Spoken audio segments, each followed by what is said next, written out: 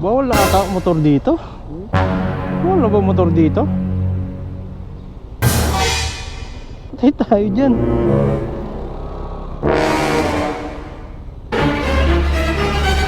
Oh, wala naman nakalagay.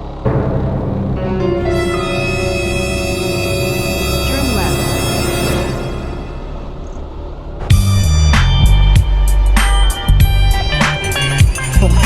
Kinabahan ako dun ah. Saan to sir? Sa departure?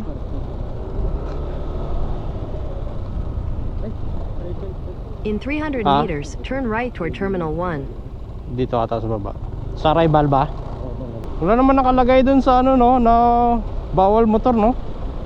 Sa kanina pinasukan natin.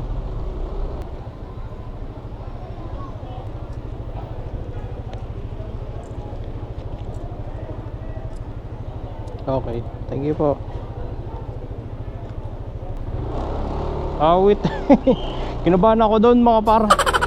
Sa Terminal 1, yung galing ka ng ano, galing ka sa may park and fly, tapos kakaliwa ka sa may airport, ano ba ito?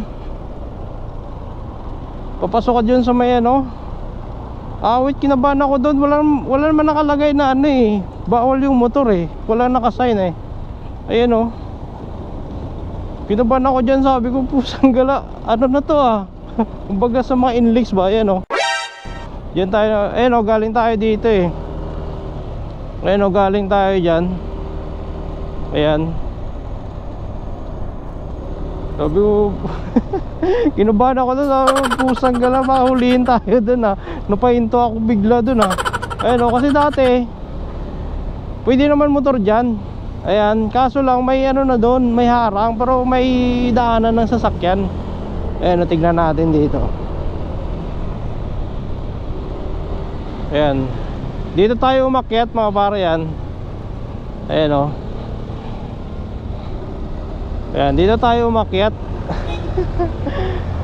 Wait, kinabahan ako bigla doon ah. Ayan o, wala namang sign dyan na ano eh. Ayan, dyan tayo pumasok o. Ayan o, dyan tayo pumasok. Ayan. Ayan o, wala naman sign na ano eh. Ayan o, na bawal yung motor eh. Ayan o, may pakaliwaan doon eh. Kaya duro-diretso lang ako. Pagdating sa dulo, pusang gala, may ano, toll fee. Kapit kinabahan ako dun. Buti walang bantay. Siguro hindi, pwede naman ata motor doon. Kasi wala naman ano eh, kumbaga wala namang harang yung nagbabantay. Ayun, yun lang. Kinabahan ako saglit doon.